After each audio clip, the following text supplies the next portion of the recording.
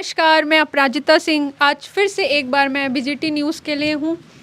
जैसा कि आप सभी जानते हैं, कहा जाता है कि इनोवेशन या क्रिएटिविटी इन सब का आधार कहीं ना कहीं प्रेम होता है। प्रेम जो हर व्यक्ति करता है, लेकिन किसी किसी का प्रेम इतना खास बन जाता है कि उस प्रेम से वो एक इनोवेटिव इंसान में तब्दील हो जाता है। आज हम एक ऐसे ही इनोवेटिव शख्स के साथ बैठे हैं। नमस्कार मनोज सर। नमस्कार।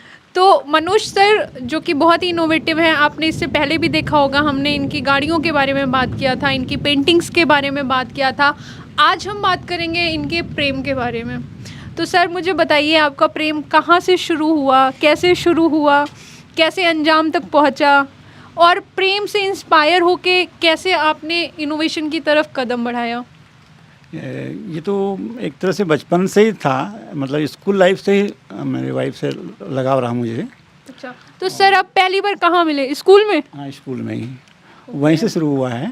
उसके बाद जैसे जैसे क्लासें बढ़ती रही, जान पहचान हमारी रही, फिर वो मेरे दोनों परिवार में भी जान पहचान रही है उनकी, उनके पेरेंट्स से मेरे पेरेंट्स की। तो उस वजह से हम लोग नज़दीक रहे हैं और एक ही जगह पढ़ने की वजह से आना जाना साथ करते थे घर तक। उस वजह से लगाव रहा। और जैसे ही मैं आर्मी ज्वाइन किया तब मुझे लगा कि नहीं, जब मैरिज के लिए जब सोचे तब लगा नहीं उसी से करना चाहिए मुझे जी। तो हमने पेरेंट्स को बताया, उनके पेरेंट्स से मिले, फिर शादी हो गई हमारी। अच्छा, मतलब अमूमन जिस तरह से प्रेम विवाह में बहुत सारी मुश्किलें आती हैं, बाधाएं आती हैं, ऐसा आपके साथ नहीं था? ऐसा नहीं हुआ, ऐसा नहीं हुआ। अच्छा। माँ बाप भी मेरे बिल्कुल मतलब अनपढ़ थे, पढ़े लिखे नहीं थे, लेकिन मुझे पूरा सपोर्ट किया। बोला बेटा ठीक है, आप अगर आप लोग एग्री तैयार हैं, बच्चों में दोनों बच्चों में वो है तो बोला हम कर देते शादी आपकी। तो सर आप मुझे ये बताइए कि किस तरह से आपके प्रेम ने आपको इनोवेशन की तरफ मोटिवेट किया? रिटायरमेंट के बाद जी सर। जब हम लोग रिटायर हो गए और बच्चे लोग अपने अपनी मतलब एजुकेशन में चले गए, तो हम दोनों रहते थे घर में। और इस बीच में बीमार हो गई वो, तो बहुत लंबी बीमारी थी, ब्रेन में क्लॉट्स थे, बहुत वीकनेस चलती, याददाश्त कमज़ोर होने लगी, इस तरह की चीज़ें हो गई। तो अब चूँकि आर्मी में थे हम लोग, तो थोड़ा सा बहुत घूमते फिरे वाइफ के साथ में टूरिस्ट स्थानों में। अब यहाँ आने के बाद वो मेरे साथ बाइक में घूमती नहीं थी, कहीं भी आना जाना नहीं, मतलब बीमारी की वजह से।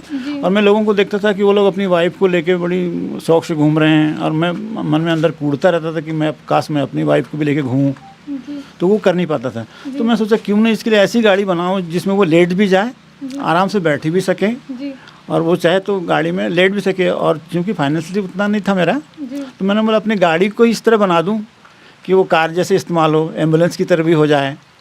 तो धीरे से फिर मेरे पास बुलेट थी, क्योंकि आर्मी में रहा हूँ तो बुलेट यूज़ करते थे, तो बुलेट अब भी शौक मेरे, तो मैं बुलेट के ऊपर ही फिर एक सोफ़ा कम बेड की डिज़ाइन करी और वो बनाई। उस पर हुड भी, जैसे बरसात में धूप में, तो जिससे जैसी मैंने वो बनाई और वो सक्सेस भी रहा।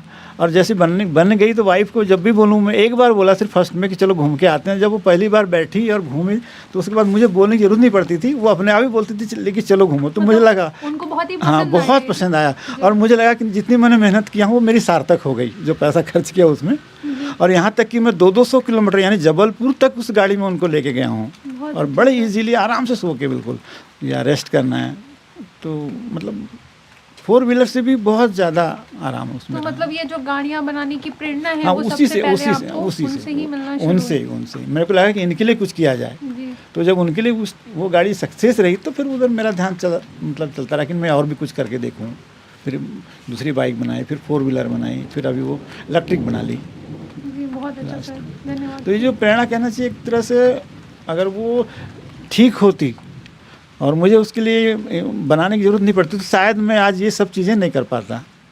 तो सर आज का जो युग है, आज का जो प्रेम है, आप आज के जो प्रेमी युगल हैं, आप उनको क्या संदेश देना चाहेंगे? मैं अक्सर देखा हूँ आजकल के जो प्रेमी युगल हैं वो मतलब लिविंग क्या रिलेशन बोलते हैं ना आजकल। Yes, sir, हाँ, live-in हाँ, तो उस तरह का कुछ टाइम ऐसा वेस्ट किया और फिर कहीं और मतलब अलग अलग हो जाते हैं, या कुछ बहुत कम जोड़े हैं जो ऐसा लास्ट तक रहते हैं। तो मैंने उनकी सलाह की जिसने एक बार जिससे आपने लव किया या प्यार किया है उसको, तो अंतिम सांस तक निभाना चाहिए उनको, और उसी से में आप देखेंगे कि बड़ा आपको सुकून मिलेगा आपको। देखा, शायद इसीलिए कहा जाता है कि जो प्यार होता है, जो प्रेम होता है, वो आपको कहीं ना कहीं क्रिएटिव बना देता है, आपको इनोवेटिव बना देता है। प्यार में बहुत ही ताकत होती है।